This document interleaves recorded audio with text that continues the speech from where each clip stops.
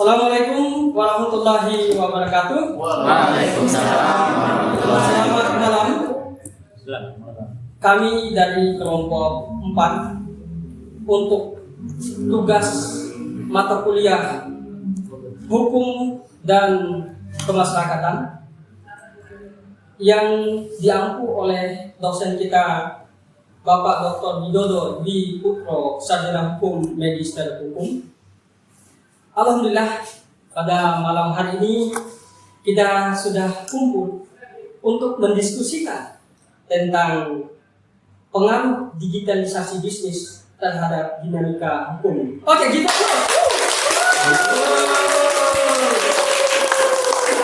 saudara, sebelum kita lanjut dengan judul ini, tentu teman-teman dan para pemirsa ingin mengetahui siapa saja sih di antara kita yang mengikuti diskusi tentang digitalisasi bisnis ini. Oke, saya akan memperkenalkan masing-masing. Yang pertama, silakan. Baik, terima kasih. Assalamualaikum warahmatullahi wabarakatuh. Perkenalkan, nama saya Teguh Hernandi Muhammad. Saya akan membahas mengenai hukum di Indonesia. Oke, selanjutnya. Baik, terima kasih. Bismillahirrahmanirrahim. Allahumma shalli ala Muhammad wa ala ali sayyidina Muhammad. Assalamualaikum warahmatullahi wabarakatuh. Waalaikumsalam warahmatullahi wabarakatuh. Perkenalkan, nama saya Rudiansa dan akan mendiskusikan terkait dengan judul digitalisasi bisnis. Oke, terima kasih. Pak Budi. Selanjutnya. Ya, terima kasih. Assalamualaikum warahmatullahi wabarakatuh. Waalaikumsalam warahmatullahi wabarakatuh. Salam nama budaya, salam kebaikan untuk kita semuanya. Nama saya Wiki Finali Putra. Saya di sini akan membahas tentang pelindungan hukum terhadap pelaku bisnis di era globalisasi dan toko terkenal di kelas D ini. Kami persilakan. Terima kasih. Assalamualaikum warahmatullahi wabarakatuh. Waalaikumsalam warahmatullahi wabarakatuh. Selamat malam teman-teman semua. Malam. Perkenalkan, saya Taufik Rahman. Mudah-mudahan diskusi kita pada malam hari ini bisa berjalan lancar dan mendapatkan sebuah kesimpulan yang baik. Amin. Oke. The next. Si cantik. Oke. Nama saya adalah Fahmi Diana, dikenal biasa. Saya menjadi narasumber dalam regulasi hukum digitalisasi. Oke, thank you. Oke. The next. Terima kasih atas waktunya. Perkenalkan, nama saya Rini Harulumah. Dalam diskusi kali ini saya akan menyampaikan tentang contoh kasus dari digitalisasi bisnis. Oke, thank you. Selamat malam semuanya. Assalamualaikum warahmatullahi wabarakatuh. Waalaikumsalam warahmatullahi wabarakatuh. Perkenalkan, nama saya Quratul Uyun. Pada malam ini saya akan membahas tentang bagaimana regulasi hukum bisnis di Indonesia. Oke, terima kasih. Oke, terima kasih. Kakak Uyun. Oke, selanjutnya. Baik, bismillahirrahmanirrahim. Assalamualaikum warahmatullahi wabarakatuh. Saya Rizka Dwi Hartini Kantue. Nanti saya akan membahas tentang kesimpulan dan saran. Makasih. Oke, terima kasih Rizka. Oke, selanjutnya. Ya, oke, terima kasih. Assalamualaikum warahmatullahi wabarakatuh. Nama saya Yoni Hendrian. Saya akan menganalisis kasus pengaruh digitalisasi bisnis terhadap dinamika hukum. Terima kasih. Oke, terima kasih Yogi. The next. Baik, terima kasih Bapak untuk kesempatannya. Selamat malam rekan-rekan semua. Malam. Saya Rahmatullah bersama rekan saya Mbak Belva kalau khusus membahas terkait dengan regulasi hukum digitalisasi bisnis berdasarkan peraturan perundang-undangan di Indonesia. Oke, saudara. Ternyata grup 4 ini adalah kumpulan orang-orang yang memiliki visi yang bagus tentang digitalisasi bisnis ini. Saudara, bahwa bicara tentang digitalisasi, banyak kegelisahan yang muncul di permukaan. Siapa yang merasakan kegelisahan itu? Tentu adalah para pengusaha dan konsumen. Pengusaha dan konsumen di Indonesia ini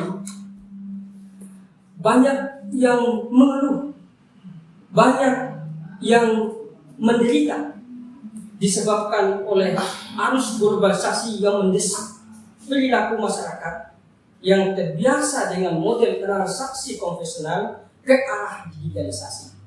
Persoalan lain sangat dikhawatirkan, saudara-saudara sekalian, terhadap gencarnya digitalisasi bisnis, yaitu banyaknya terjadi penyalahgunaan pasar platform digital. Lalu apa sih masalah? Ada dua masalah yang kita angkat di sini, saudara-saudara sekalian.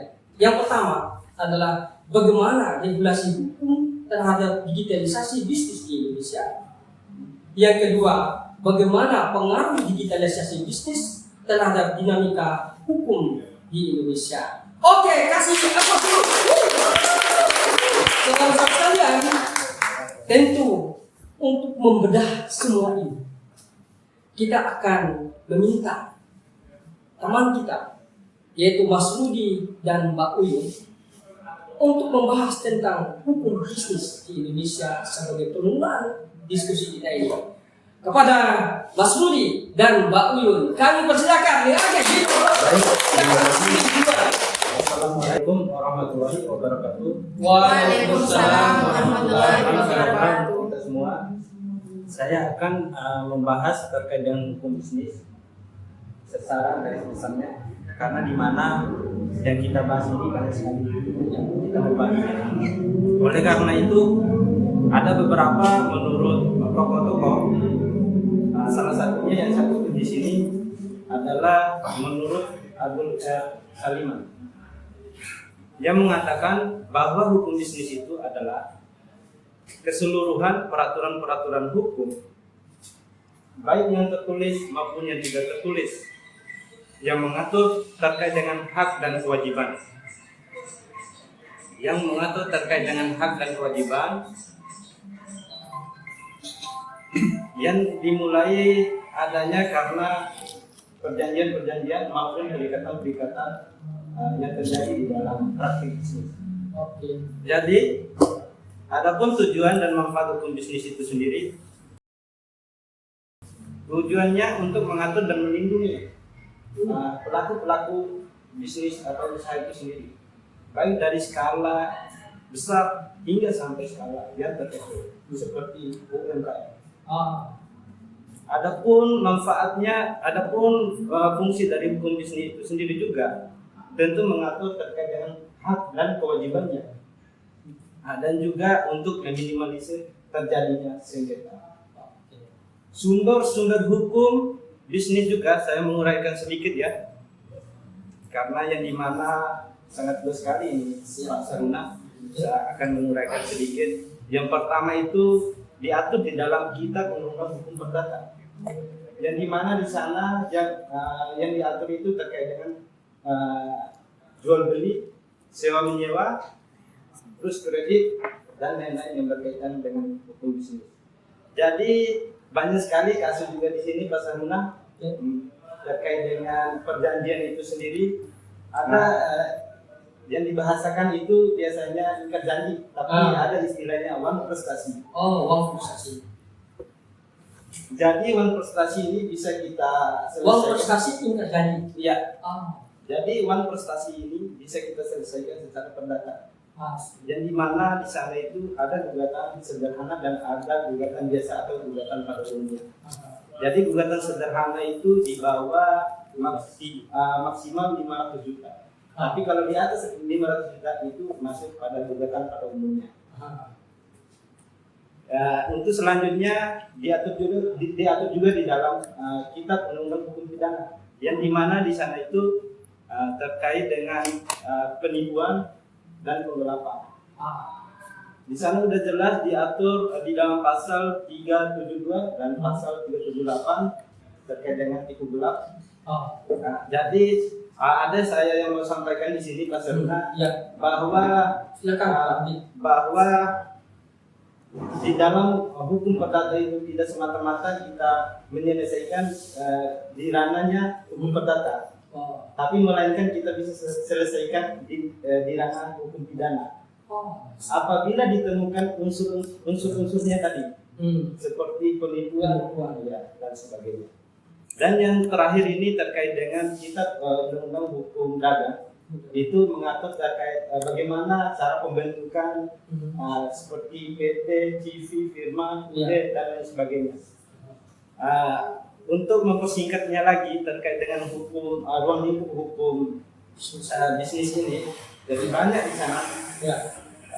Karena saya sama Mbak Uyun, mungkin dia akan menyampaikan supaya. Oke, kita terima kasih Mas Yudi, begitu sistematis dan saintifik. Selanjutnya tentu tidak kalah penjelasan dan pembahasannya. Kita minta kesediaan Mbak Uyun untuk menjelaskan lebih detail tentang hukum bisnis di Indonesia ini. Mbak Uyun, silakan. Oke, di sini saya akan menyambung dari pembahasannya Mas Rudi terkait bagaimana regulasi hukum bisnis di Indonesia. Seperti yang kita tahu, hukum di Indonesia itu ada di kitab mengatur bisnis itu ada di Kitab Undang-Undang Hukum Perdata, yaitu ada di pasal 1338. Di sana itu membahas tentang bagaimana asas dalam melakukan perjanjian atau berkontrak. Contohnya itu ada asas kontrak atau perjanjian yang dimana itu akan menjadi dasar hukum bagi orang-orang yang melakukan perjanjian ataupun kontrak. Nah, yang kedua itu ada kebebasan berkontrak, di mana setiap orang juga memiliki hak atau kebebasan untuk melakukan kontrak itu sendiri, baik itu individu, perusahaan, PT, CV, atau dan sebagainya. Selanjutnya, dari asas kebebasan ini seringkali ada masalah yang timbul seperti pengingkaran janji yang mengakibatkan suatu masalah antara pihak-pihak yang berkontrak, yang mengakibatkan adanya pembatalan kontrak ke pengadilan. Nah, ini bisa bermasalah gitu antara pelaku bisnis di kedua belah pihak. Segala perjanjian dibuat secara sah dan berlaku bagi kedua belah pihak.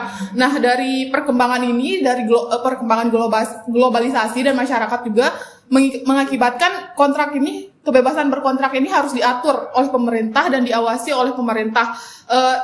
Ini biasa disebut dengan standar kontrak, yaitu standar baku, yang dimana ini harus diawasi gitu, biar perjanjian ini tidak kemana-mana dan arahnya itu sejalur dengan hukum yang ada di Indonesia.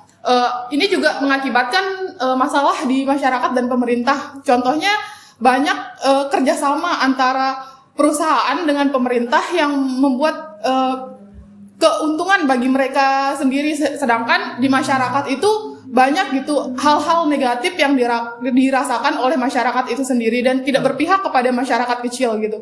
Nah, ini perlu diawasi oleh pemerintah melalui regulasi-regulasi dari hukum bisnis di Indonesia. Mantap. Terima kasih. Oke, Mbak Uyun sama Mas Rudi sudah begitu detail membahas tentang hukum bisnis di Indonesia. Nah, sekarang teman-teman sekalian, kita ingin mendapatkan pencerahan tentang hukum digitalisasi bisnis di Indonesia ini. Siapa gerangan yang akan menyampaikan pencerahan ini? Buah-buah pikiran yang begitu baik, kita akan minta yang pertama dari Mbak Belva.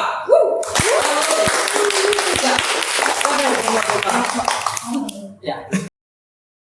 Oke, terima kasih Pak Syahrul atas kesempatannya tadi dengan berdua dari Mas Rudi sama Ujung tentang regulasi hukum bisnis secara menyeluruh. Saya masuk lebih dalam lagi ke regulasi hukum digital.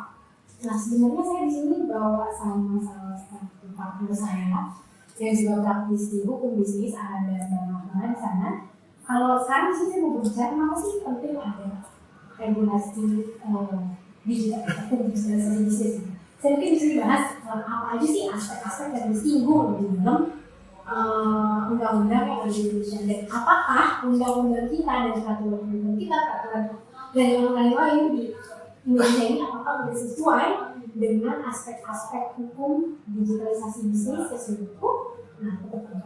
Oke, jadi di sini saya berbicara mengenai beberapa aspek dalam hukum digitalisasi bisnis. Sebenarnya apa sih hukum digitalisasi bisnis? Apa sih digitalisasi bisnis? Kalau biasanya teman-teman dulu belanja di warung Madura, warung Bu Imah, di toko kelontong, terus sekarang udah bisa beli minyak sama beras di Tokped atau Shopee dengan yang lebih murah. Nah itu kita udah masuk ke dalam digitalisasi bisnis yang paling simpel di dalam kehidupan kita. Nah beberapa aspek hukum yang perlu diperhatikan itu ada 7 di sini saya angkat. Yang pertama mengenai privasi data. Karena pasti dong kita kalau login pakai data, ya kan teman-teman ya. Terus yang kedua keamanan cyber. Pasti toko-toko tersebut juga perlu regulasi untuk mengamankan dari kejahatan siber. Terus yang ketiga tentang transaksi elektroniknya, dari keempat perlindungan konsumen. Kalau misalnya COD, teman-teman lihat di gambarnya seperti apa, terus tahu-tahu pas datang nggak sesuai, itu kan masuk ke dalam perlindungan hukum ya. Ntar ini kita bahas lebih lanjut ya. Terus ada tentang hak kekayaan intelektual, misalnya seorang desainer bikin baju susah-susah 3 hari 3 malam gak tidur, tahu-tahu ada yang copycat dijual di Shopee atau Tokped dengan harga yang miring atau dengan impor, itu kan semua perlu diatur dalam regulasi. Nah itu dia kenapa aspek-aspek ini penting dan akan kita bahas lebih lanjut di sini. Lalu berikutnya ada keamanan jaringan dan sistem, dan yang terakhir ada regulasi e-commerce. Di Indonesia sendiri, hukum digitalisasi bisnis itu yang berdasarkan peraturan perundang-undangan, tentu saja kita pasti mengacu pada Kitab Undang-Undang Perdata dan Pidana. Lalu yang terbaru itu ada Peraturan Pemerintah Nomor 80 Tahun 2019 tentang perdagangan melalui sistem elektronik. Lalu ada Peraturan Pemerintah Nomor 71 Tahun 2019 tentang penyelenggaraan sistem dan transaksi elektronik. Lalu ada Undang-Undang Nomor 19 Tahun 2016 tentang perubahan itu pembaruan dari Undang-Undang Nomor 11 Tahun 2008. Nah, apa sih isi undang-undang ini dan apakah udah sesuai dengan aspek hukum yang tadi saya concernkan sebelumnya?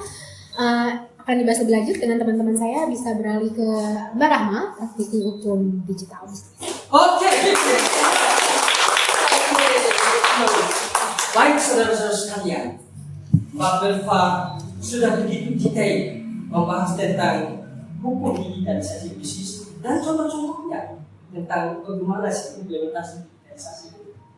Nah, aspek hukumnya akan lebih detail dibahas oleh Mbak Rahma di samping saya. Oke Mbak Rahma, time is yours. Oke, Menarik sekali rekan-rekan semua.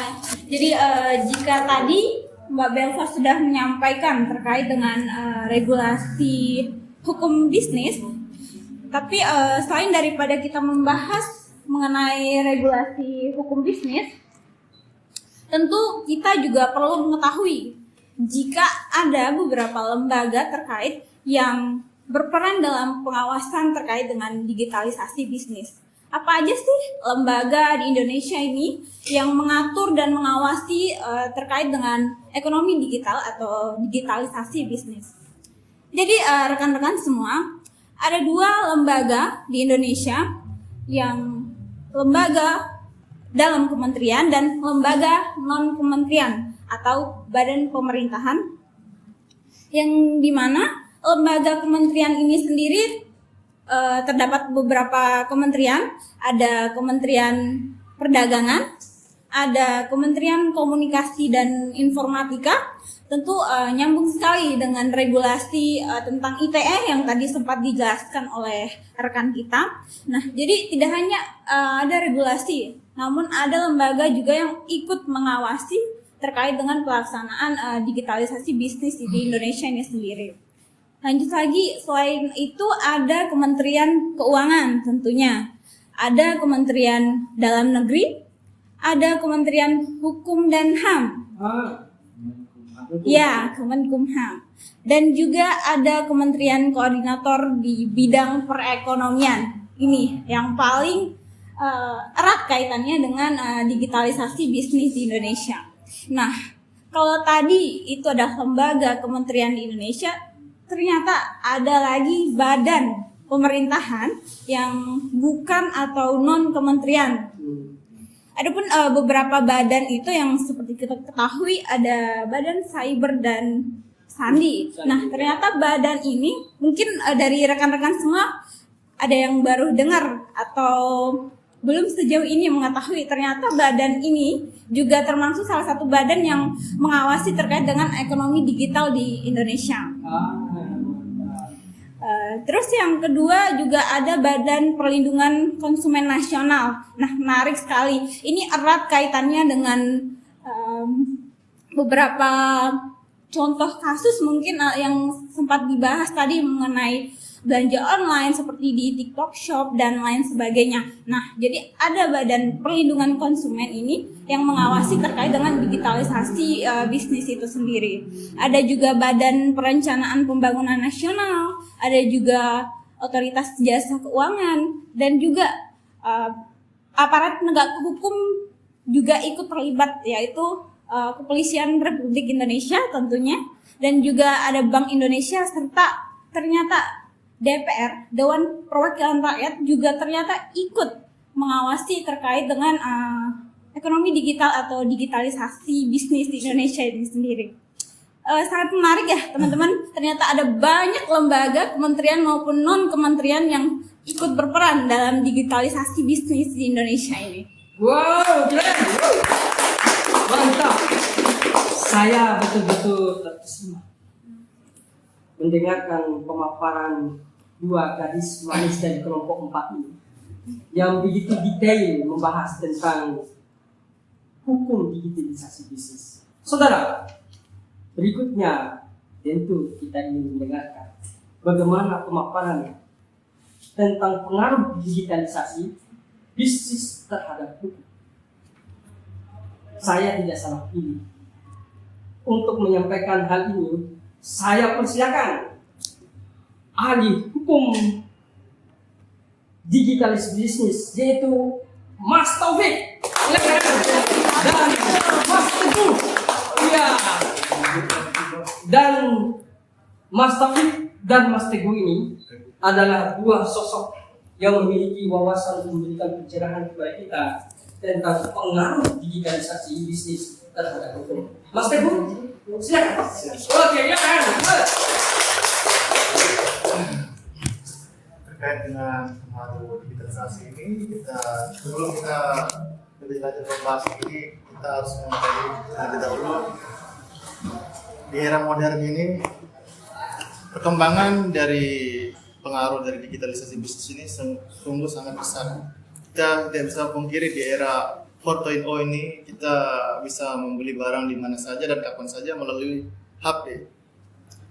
Jadi seperti yang saya ingin jelaskan ini, di sini kita membahas mengenai apa sih bentuk peraturan-peraturan yang di dalam pemberian penegakan hukum apabila terjadinya pelanggaran atau kesalahgunaan data-data pribadi dalam penyelewengan dari digitalisasi ini. Seperti halnya di dalam undang-undang telah dijelaskan Undang-Undang ITE nomor 8 tahun 2008 mengenai ITE. Kita bisa lihat bahwa di situ dijelaskan bahwasanya barang siapa yang orang-orang yang memalsukan data pribadi seseorang bisa dipidana. Maka dari itu penyebaran dari data pribadi maupun itu harus dilindungi secara menyeluruh. Kaitannya dengan produk-produk yang dihasilkan dalam digitalisasi ini, kita lihat bahwasannya kita bisa meminjam uang melalui aplikasi dan dengan membayar juga lewat aplikasi. Dengan kemudahan itu kita bisa bertransaksi tanpa melalui seperti bank konvensional yang telah dibuat di pemerintah itu sendiri, dengan bunga-bunga yang tertentu yang kita bisa ketahui.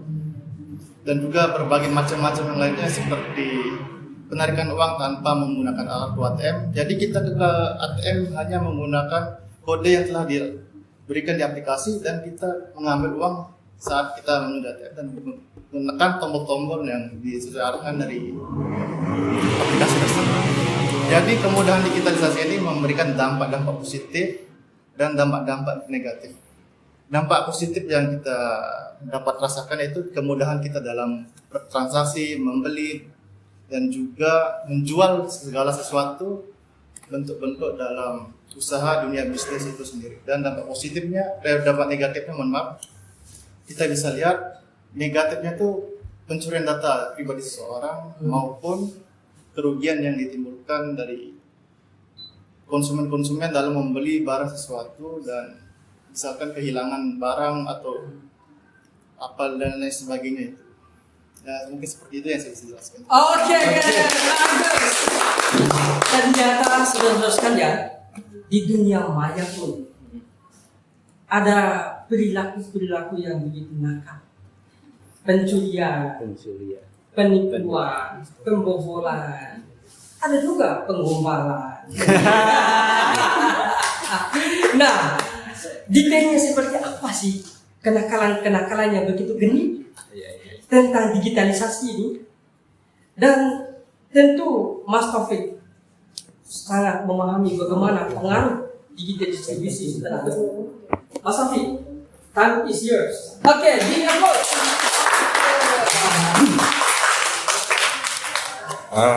Baik, terima kasih Mas Runa dan teman-teman sekalian.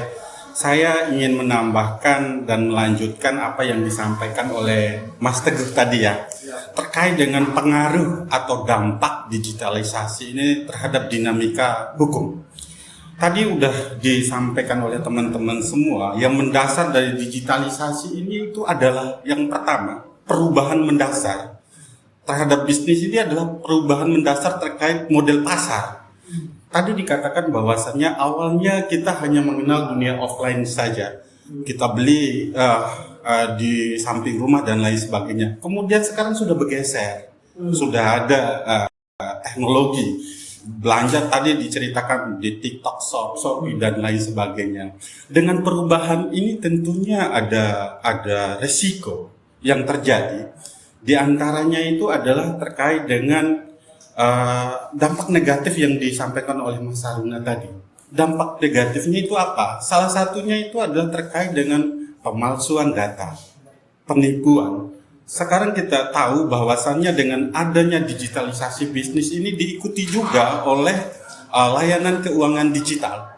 Layanan keuangan digital ini kita tahu diantaranya yaitu pembayaran digital, investasi online, kemudian lain-lain terkait dengan bisnis tentang digital itu sendiri. Nah, tadi dampak negatifnya itu terkait dengan investasi online di antaranya. Mungkin teman-teman di kelompok 4 mungkin ada korban ya. Kan sangat marak di Lombok juga. Tentunya ini perlu regulasi, perlu sebuah peraturan untuk bisa melindungi baik dari pelaku bisnis itu bisa dengan nyaman untuk berbisnis di negara kita maupun kepada konsumen. Ya, dengan era digitalisasi ini gempuran globalisasi itu sangat luar biasa. Sedangkan taraf pendidikan, taraf pemahaman kita di Indonesia belum merata. Ada saudara-saudara kita yang belum begitu melek terhadap teknologi itu sendiri gitu. Nah, akhir-akhir ini kita juga banyak mendengar ya terkait dengan kenakalan-kenakalan itu sendiri, misalnya phishing ataupun hacker terkait dengan keamanan data digital itu. Banyak sekali orang yang tidak tahu terkuras saldonya yang terkena phishing itu tadi. Nah, ini sangat luar biasa. Artinya ketika banyak hal-hal negatif ini terjadi, tentunya masih ada persoalan di hukum kita yang perlu diatur. Yang perlu diatur terkait dengan regulasinya sehingga ada keamanan dan kenyamanan baik dari pelaku bisnis maupun konsumen itu sendiri. Nah, tentunya tadi udah saya sudah sampaikan yang pertama itu adalah perubahan model bisnis, kemudian diikuti dengan layanan keuangan digital. Kemudian selanjutnya apa yang menjadi dampak selanjutnya? Salah satunya itu adalah persaingan usaha yang semakin terbuka. Tentunya perlu juga diatur terkait dengan ini karena akhir-akhir ini juga kita melihat di TikTok Shop ya, gempuran produsen dari impor.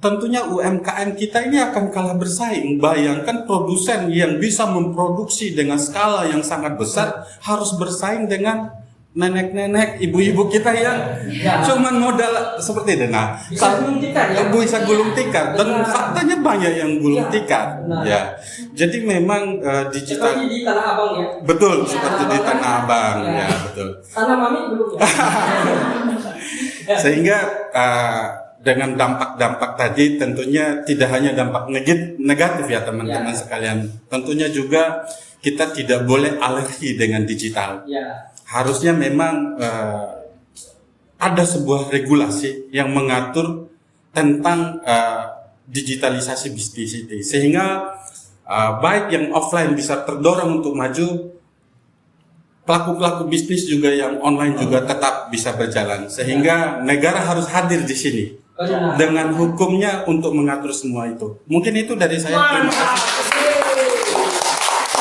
Betul-betul analisa yang tajam dari seorang pakar hukum yang mengupas tuntas tentang kenakalan para pemain di dalam dunia maya yang bergelut di bidang bisnis digital ini.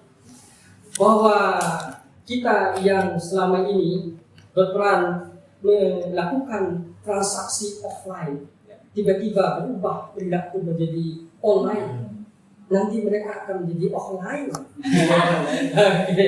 Nah, saudara-saudara sekalian, kasih applause untuk Mas Taufik. Oke, thank you Mas Taufik. Saudara-saudara sekalian, semakin lama semakin hangat diskusi kita pada kali ini. Memang ada hal-hal yang lebih bersemangat lagi kita ingin mendengarkan. Bagaimana ulasan seorang ahli hukum di kelompok kita ini, kelompok 4, tentang perlindungan hukum terhadap pelaku usaha. Tentu yang akan mengambil ini adalah sahabat saya, Bang Vicky. Silakan.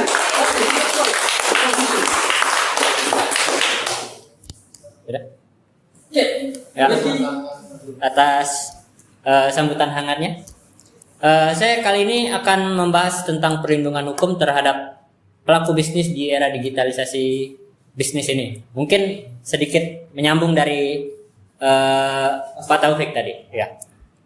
Sebelum itu, saya akan menyampaikan dulu sisi positif dan sisi negatifnya dari adanya era digitalisasi bisnis ini. Yaitu yang pertama, itu mempermudah pelaku bisnis dalam membuka bisnisnya, terutama juga mengembangkan bisnisnya, terutama bagi yang expert di bidang bisnis sampai ke yang baru memulai bisnis itu sangat memudahkan.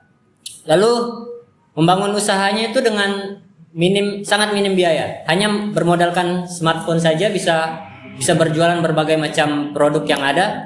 Tinggal mencari produsennya dari mana saja, lalu e-commerce yang telah disediakan foto barangnya dan segala macam. Karena minimnya biaya dari operasional atau membuat bisnis tersebut, semua orang bisa membuat bisnisnya jadinya. Sehingga kemudahan tersebut dapat menimbulkan suatu sisi negatif, yaitu adanya dominan yang menyebabkan para pelaku-pelaku bisnis yang baru memulai atau pelaku bisnis kecil tertindas oleh yang mungkin sudah memiliki pasar yang besar, mendapatkan suplai barang yang mudah, sehingga di situ kita butuh perlindungan hukum agar bagaimana para pelaku-pelaku bisnis yang kecil ini tidak tertindas oleh para pelaku usaha yang memiliki dominan yang tinggi.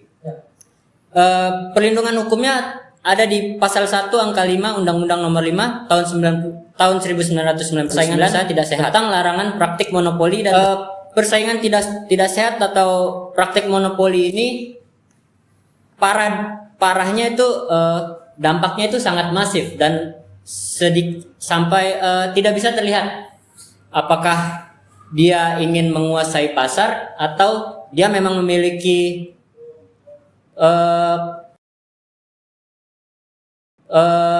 produsen terhadap suplai barang yang sangat kuat, sehingga barang itu dimanfaatkan untuk menetapkan harga atau istilahnya menggoreng harga di pasar, sehingga dia dengan bebas untuk menetapkan harga dari yang paling tinggi sampai paling rendah, sehingga kasihan pedagang-pedagang yang kecil mungkin yang ingin mendapatkan untung dari berapa dia memiliki modal, sehingga karena harganya digoreng terlalu murah sehingga dia harus menjual dengan harga modalnya tersebut sehingga mendapatkan keuntungan yang sedikit. Mungkin segitu Bung Sarna. Oke, thank you. Terima kasih banyak Bung Wiki. Dan saudara-saudara sekalian, sudah banyak yang kita dapatkan dari penjelasan, uraian, kajian teman-teman kita tentang digitalisasi bisnis ini. Nah, tentu kita ingin menganalisis lebih jauh tentang hal ini, dan yang akan memberikan visual analisis yang benar, kita minta sahabat kita Bung Yobi dan Mbak Rini. Oke, saya persilakan. Terima kasih Pak Saruna dan teman-teman di sini. Saya akan menganalisis kasus pengaruh digitalisasi bisnis terhadap dinamika hukum. Saya akan menjelaskan perkembangannya saat ini. Perkembangan digitalisasi pada saat ini berkembang sangat pesat. Bahkan telah mengubah aktivitas ekonomi masyarakat. Perkembangan ini tidak hanya mempengaruhi perilaku ekonomi lokal, tetapi juga merambah terhadap bisnis, yaitu banyak pelapon-pelapon bisnis digital. Perusahaan dalam pertimbangan dan menerapkan undang-undang dan pedoman persaingan, hukum persaingan dan regulasi tersebut harus mempertimbangkan faktor-faktor seperti ukuran, potensial pelapon digital, pentingnya perilaku pasar bebas yang bahkan saat ini sudah mendunia. Tidak hanya tentang tantangan terkait perlindungan data pribadi, tetapi juga persaingan komersial tidak sehat yang sangat banyak. Seperti halnya Shopee, TikTok Shop, Lazada dan Bukalapak dan sebagainya. Dan juga bisa bertransaksi dalam baru-baru ini TikTok Shop sudah ditutup dan dihilangkan. Beberapa bentuk penyalahgunaan posisi dominan pada plafon digital adalah penolakan bisnis terhadap harga predator, penawaran eksklusif dan loyalitas. Menjadi transparan di para pesaing pasar. Data dan algoritma memungkinkan perusahaan untuk mendeteksi tren pasar, mematangkan konsumsi konsumen dan menyesuaikan strategi penerapan harga. Kita masuk ke misalnya letak pada undang-undangnya. Undang-Undang Perlindungan Konsumen UPK Nomor 8 tahun 1999, aspek hukum perlindungan konsumen. Dalam konteks transaksi ekonomi digital berkaitan dengan tindakan yang dilarang oleh perilaku ekonomi dan bertanggung jawab pada pasal ayat 1. Divisi perlindungan konsumen meliputi seluruh upaya memastikan kepastian hukum dan memberikan perlindungan hukum. Jika tidak ada batasan jelas dalam manfaat dasar pasar digital, maka mungkin menjadi bumerang bagi masyarakat.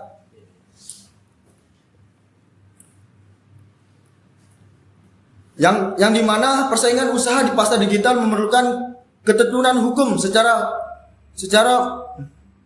menekan angka persaingan yang tidak sehat. Hukum diperlukan untuk mengendalikan kehidupan sosial dan mencegah perselisihan antara sumber daya ekonomi. Mungkin selanjutnya akan dibahas oleh teman saya Rini untuk selanjutnya lebih ke analisisnya. Oke, good. Bung Yobi memang mudah dan memiliki daya pikat yang berlimpah. Selanjutnya yang tidak kalah mudah dan cantik, kita akan minta bagaimana visual analisis yang digunakan oleh saudari kita hari ini dari kelompok 4 ini. kepada ini kita give applause. Terima kasih atas waktunya Mbak Syaruna. Baik, sebelumnya saya akan menyampaikan untuk melanjutkan dari pembahasan saudara Yobi tadi. Sebelumnya terima kasih teman-teman sudah membahas digitalisasi bisnis dengan sangat baik. Untuk pembahasan kali ini adalah mengenai merugikan apa pertanyaan yang sering pertanyaan yang muncul di masyarakat mengenai kenapa sih TikTok Shop itu dihilangkan atau dihapuskan. TikTok Shop itu kan merupakan dari awal TikTok sosial media, sedangkan TikTok Shop itu sebagai e-commerce kan, artinya bahwa di dalam TikTok itu sendiri dalam perizinan di Indonesia itu hanya diizinkan melalui sosial media saja, bukan untuk e-commerce. Jadinya TikTok Shop itu dihapus karena sudah merangkul dari menyimpang dari aplikasi TikTok itu sendiri sebagai sosial media. Untuk kenapa pemerintah melakukan pelarangan terhadap e-commerce yaitu TikTok Shop? Karena di sini tujuan dari penghapusan TikTok Shop itu sendiri adalah untuk melindungi UMKM yang ada di dalam negeri dan persaingan harga sehingga tidak ada pelaku bisnis yang membanting harga tanpa kontrol dari pemerintah itu sendiri. Selanjutnya adalah serta pelarangan itu dari data pribadi untuk pengguna TikTok e-commerce TikTok itu sendiri, karena nantinya data pribadi itu bisa salah digunakan karena demi kepentingan algoritma bisnis platform itu sendiri. Selanjutnya adalah dari perjanjian kontrak yang dimana salah satu kasusnya adalah dari PT Gojek dan driver Gojek itu sendiri. Kenapa? Karena di dalam perjanjian kontrak antara driver dengan pengusaha itu tidak ada perlindungan hukum dari perjanjian itu sendiri. Kenapa? Karena di dalam perjanjian kontrak itu drivernya itu dalam segi upah itu hanya upahnya dari upahnya itu hanya menyetorkan kepada perusahaan, artinya tidak ada perlindungan hukum di dalamnya, di dalam syarat dari perusahaan itu, dari perusahaan PT Gojek. Ya, mungkin itu aja. Oke, terima kasih. Saudara-saudara sekalian, tanpa kita sadari, waktu berjalan lebih cepat hingga menunjukkan pukul 21. Nah, dan tibalah pada saat yang menegangkan dengan kesimpulan diskusi kita yang hampir 1 jam ini. Dan tentu pada saat ini kita ingin mendengarkan bagaimana buah-buah pikiran cemerlang dari sahabat kita Rizka untuk memberikan kesimpulannya. Oke, Rizka, silakan. Baik, terima kasih Pak Syaruna atas waktunya. Dari pembahasan kali ini mungkin saya dapat menarik kesimpulan. Kesimpulan yang pertama adalah regulasi hukum dari digitalisasi bisnis di Indonesia ini, khususnya transaksi di era digital, diatur melalui Undang-Undang Nomor 19 Tahun 2016 tentang Informasi dan Transaksi Elektronik. Namun tidak hanya undang-undang tersebut, tetapi juga terdapat 60 undang-undang dan peraturan yang mengatur kebijakan ekonomi digital di Indonesia. Ditambah lagi dengan peraturan-peraturan dari kementerian. Tetapi, walaupun banyaknya undang-undang dan peraturan mengenai hal tersebut, masih ada yang belum diatur, yakni mengenai kerahasiaan data dan keamanan cyber. Kesimpulan kedua, yakni digitalisasi bisnis telah mengubah landscape ekonomi dengan perkembangan platform digital seperti Shopee, TikTok, dan lain sebagainya. yang menawarkan manfaat besar bagi pelaku usaha dan konsumen. Salah satu e-commerce yang terkena dampak dari larangan tersebut adalah TikTok Shop. Pemerintah melarang e-commerce dengan alasan e-commerce hanya memperbolehkan digunakan untuk memfasilitasi promosi, bukan transaksi. Terdapat juga kasus Gojek yang mengilustrasikan permasalahan dalam hubungan mitra pengemudi dan perusahaan. Terjadinya sengketa pidana ataupun perdata dia dalam hubungan kemitraan tersebut, maka dalam penyelesaian sengketanya tidak termasuk dalam yurisdiksi pengadilan industrial, melainkan menjadi yurisdiksi pengadilan negeri atau pengadilan umum sejalan dengan persetujuan para pihak. Nah, dari kesimpulan tersebut, mungkin dari saya menyarankan adanya regulasi yang komprehensif untuk mengatur digitalisasi bisnis di Indonesia ini, termasuk perlindungan data dan pribadi dan persaingan sehat serta kejelasan perjanjian. Lalu untuk pelaku usaha termasuk UMKM perlu memahami aturan-aturan hukum yang berlaku dalam transaksi ekonomi digital agar tidak terjerat dalam masalah hukum, serta kesadaran hukum perlu ditingkatkan di kalangan masyarakat untuk memahami hak dan kewajibannya. Terima kasih. Oke, terima kasih. Cerdas sekali. Saudara, sebelum kita akhiri diskusi kita ini, mungkin ada saran lagi dari teman-teman sekalian? Mungkin saya mau menambahkan sedikit saran. Ya, boleh.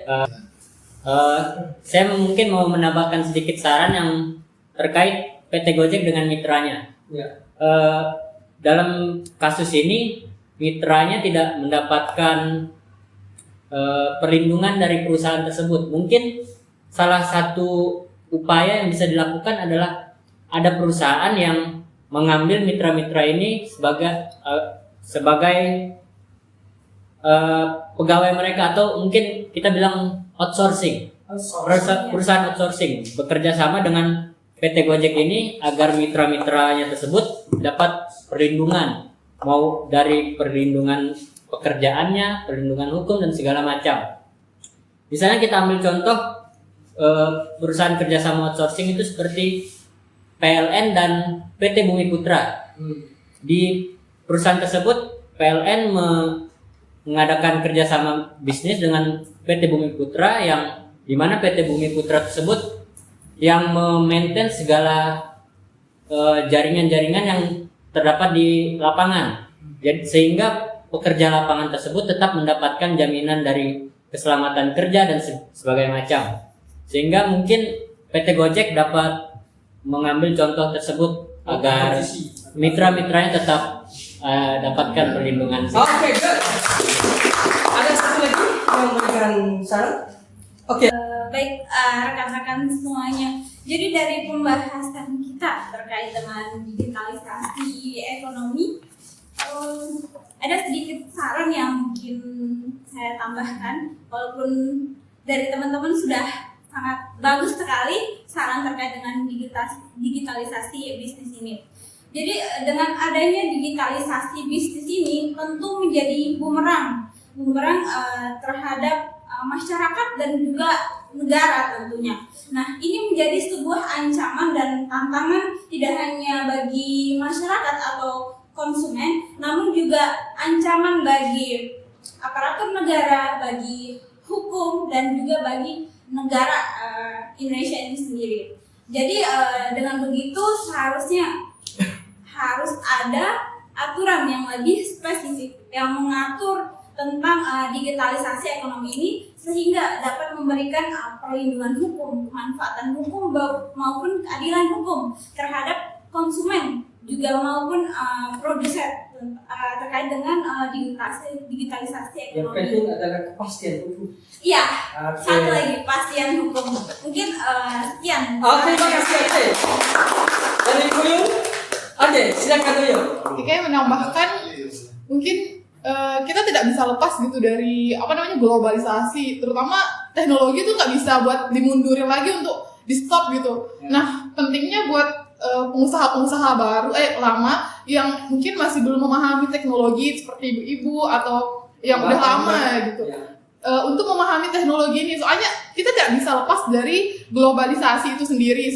Ini udah dampak yang sangat masif banget udah di masa depan gitu. Kita bakalan ngelihatnya ke depan, nggak mungkin kita bakalan ngelihat ke belakang gimana supaya usaha-usaha di online ini diberhentikan. Kan itu juga salah satu bentuk UMKM buat mencari pembeli gitu dengan cara yang lebih mudah ataupun menawarkan barangnya dengan lebih mudah. Nah, salah satu saran saya mungkin pembukaan bisnis di media sosial atau online ini lebih sebelumnya itu membuat izin terlebih dahulu secara resmi kepada pemerintah untuk membuka bisnis online gitu, supaya bisnis ini menjadi lebih teratur dan mungkin pemasarannya itu lebih misalkan di pasar ini dia tuh lebih teratur dan nggak semua pedagang misalkan yang jual ini semua jual ini, misalkan yang satu jual ini semua jual ini. Jadinya dari izin pemerintah ini bisa melakukan pembagian dari regulasi izin yang diminta kepada pemerintah ini gitu. Oke.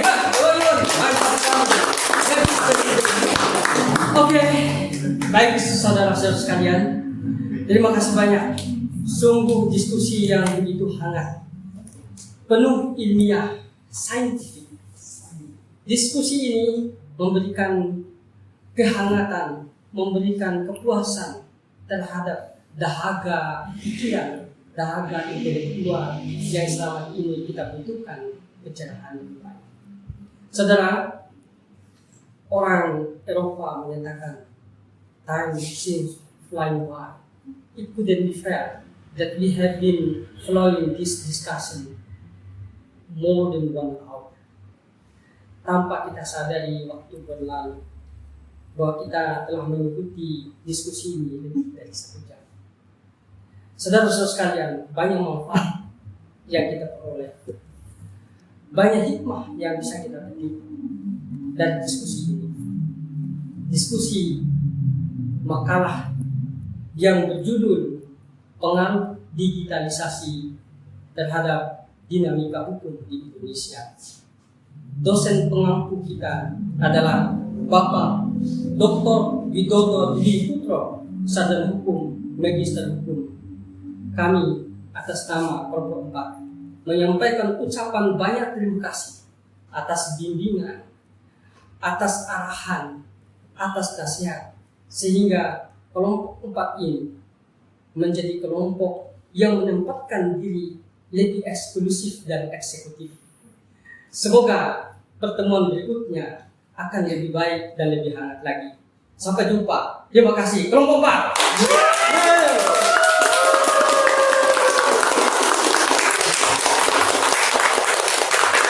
Saya Sahruna mengundurkan diri. Assalamualaikum warahmatullahi wabarakatuh.